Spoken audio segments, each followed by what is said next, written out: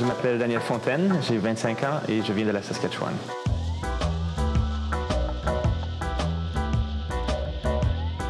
Je m'appelle Marie-Lou Loncoldenio, j'ai 30 ans et j'habite en Ontario, à Toronto.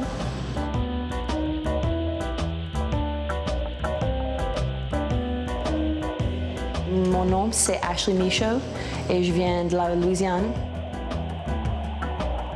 Ma mère, elle parle en anglais, mais chaque mot, chaque autre mot, c'est un mot en français.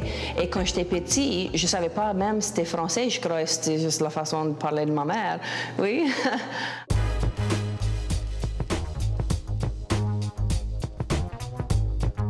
Je peux-tu en dire deux? Dynamisme et persévérance.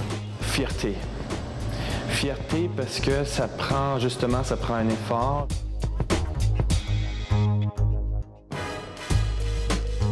C'est très minoritaire et c'est éclaté. Surtout chez moi, dans la Louisiane, c'est beaucoup de vieux et des vieilles qui parlent en français et le langage après disparaît.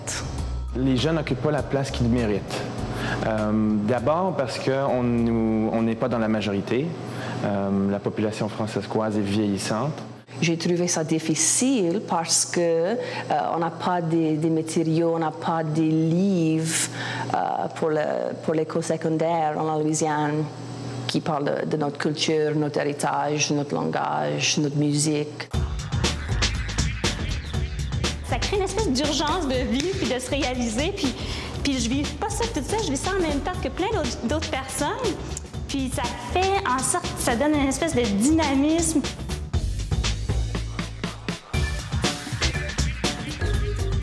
Un tracas, vous êtes connaissant, non? Un tracas, c'est comme quelque chose qui...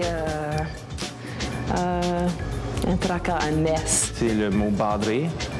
Donc, dans le sens de dire pour pas déranger. On appelle des grenouilles des wawarons.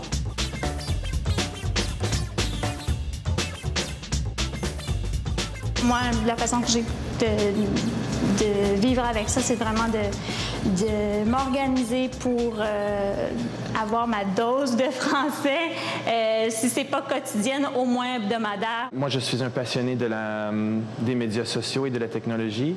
Donc, pour les jeunes, je trouve que c'est vraiment un bon outil. J'ai joint aussi un groupe de théâtre communautaire qui s'appelle Les Indisciplinés de Toronto. On s'amuse beaucoup. Je suis bien fière de prendre partie de la francophonie.